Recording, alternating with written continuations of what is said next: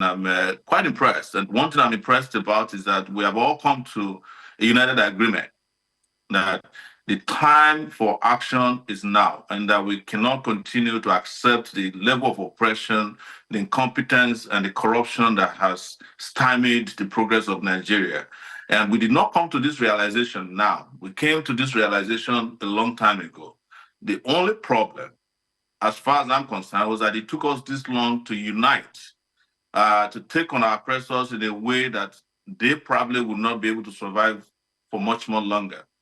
And I was listening to some of our and colleagues earlier saying that maybe this is a great time because across the country, north and south, people are united on how to move forward for Nigeria. And this is the reason why people like me have been fighting for the last 35 years to bring Nigeria to a realization that a united front is needed to confront our oppressors wherever we might find them.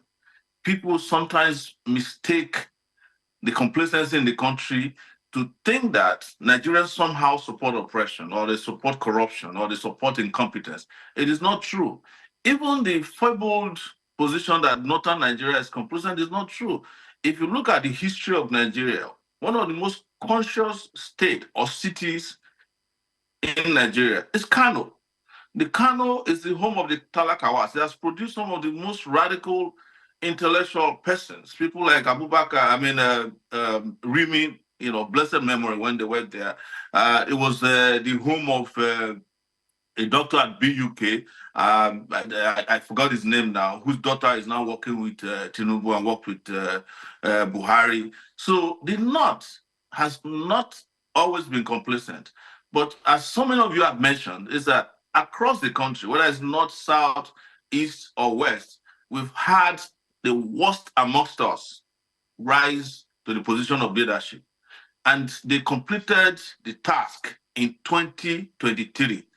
Every person that your parents told you was bad in secondary school, the guys who didn't go to school, the guys who forged certificates, the guys who cheated in exams, the guys who stole are the people who are running your country today. The guys who sold drugs, every one of them have become president, they have become governors, local government chairman, and they have concluded the task of the state capture that we've been complaining about over years. I want to commend everybody that participated in this election, in this protest or a revolt in August. It did not start now. It started long time ago. We started our own revolt in 2019. That's what we call revolution now. And when we did, you know how many people reacted. Some said, we don't understand what is even the meaning of revolution. What do you want? You lost election, you came back.